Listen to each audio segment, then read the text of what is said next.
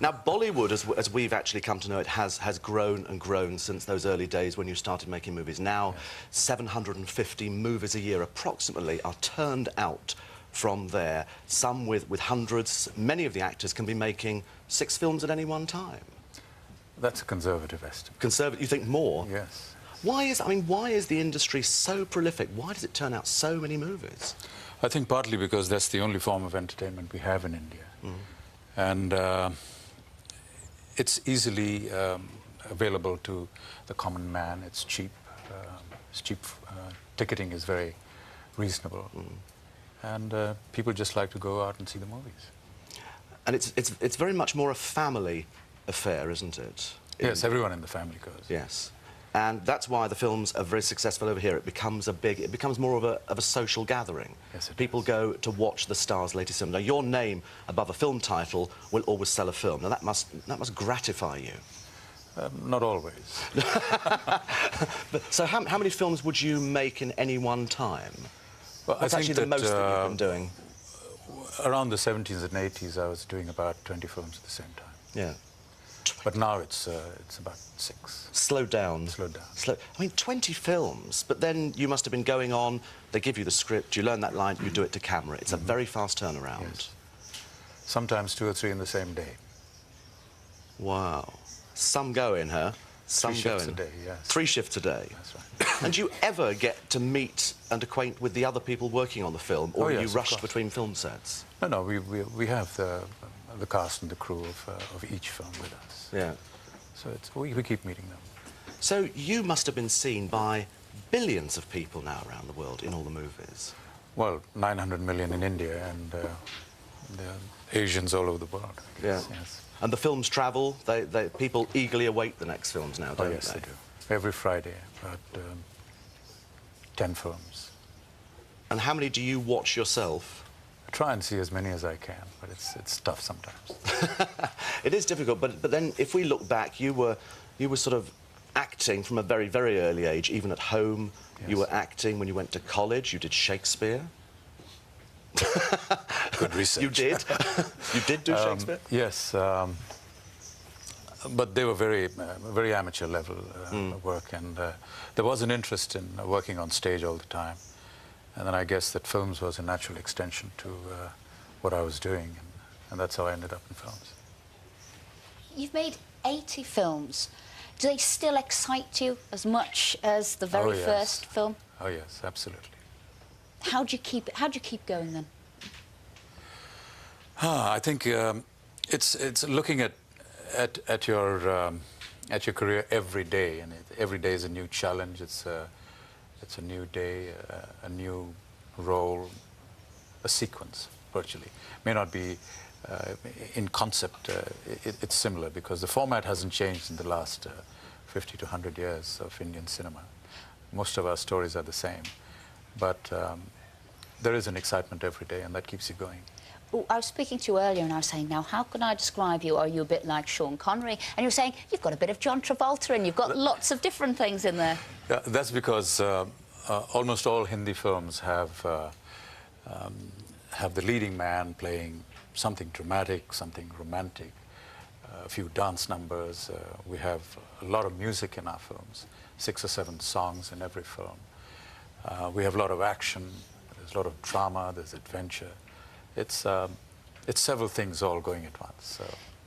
Do you think they're very romantic? Do you like the innocence of Indian films more so to maybe the violence of the Hollywood stuff that's coming out at the moment? I think it's a mixture of both. I would be dishonest if I said that there isn't an influence in Indian cinema from Hollywood, but within its restrictions, our censor board restrictions. Yes. Is it actually easy to make the transition from being a huge star in Bollywood to Hollywood? I don't think it's a natural thing. I don't think it's happened earlier. I don't think it would happen so easily now. But I think we'll have to wait and watch and see how Hollywood really decides to accept Indian cinema and Indian stars. If there is a space in Hollywood for Indian stars, we'd be very happy to be working with them. Another thing today, that literally thousands of people wanted to fit in our audience. We have 100, and that's all we could fit in here. There were people outside, our phone switchboards were jammed. What's it like for you to walk out into the streets? Because literally cities are closed down when you arrive. Can you maintain a normal life? Oh, yes. I think it's an exaggeration that cities close down. I think that, no, it's not. Birmingham was when you were last there. I think these are some of the prices that you have to pay for the kind of profession you're in. I guess actors and personalities and celebrities in any part of the world would face the same situation, and I would consider that any celebrity in India would face the same situation. But yes, it is tough to go out and do normal things like go out shopping, but we go out to restaurants and sometimes movie theaters. It's cool. On to what everybody in the audience would think. There's a lot of people who did want to ask a question, and it was something that you've actually said very similar here, Steve-O. It was from Mr. R. Cameron, and it said, if you want fancy waving, yeah, would you ever consider working in Hollywood? If the offer came, would you consider Well, beggars are no choosers, really. That would be a great opportunity to work in Hollywood, purely because of the fact that it's technically so proficient. We lack a lot of technique. I think that we are at least 20, 25 years behind Hollywood as far as technology is concerned. And just the charm and the opportunity to be able to be backed up with all this technology that Hollywood has would be a great high for any actor. So yes, we would. Definitely. We've got a question here from Singita Barber. That couldn't be better. Who says, who do you look up to? Who is your hero? I've always admired Mr. Dilip Kumar, and he's been a great inspiration to several actors down the line. He's been a great influence in the entire career of the Indian film industry. And I think that any actor that came after him would be lying if he said that he was not ever influenced by Mr. Dilip Kumar. We've got one here from, is it Shakil Hussain? Up the top in the middle there. Saying, how did you get into acting? Now, we heard a little bit that you started as a child, you were interested in acting, but what was the first real paid acting job that you got? Can you remember? In 1969, that was my first film. I got into the films, I tried to get into films via a contest. There was a group of producers and directors in Bombay that were advertising for new talent, and they had a talent contest, and I applied, and I was rejected in the preliminaries, and so I was very disappointed by this and just decided to chuck up my job and landed up in Bombay and went from door to door trying to sell myself, and that's how I ended up in 1969.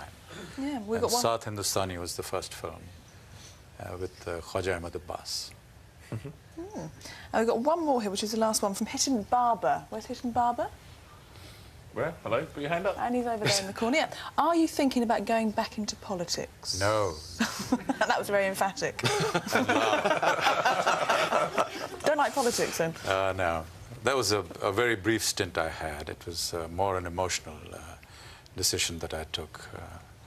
And having realized that emotion has no part to play in politics, I've opted out midway. And I'm not going back there again.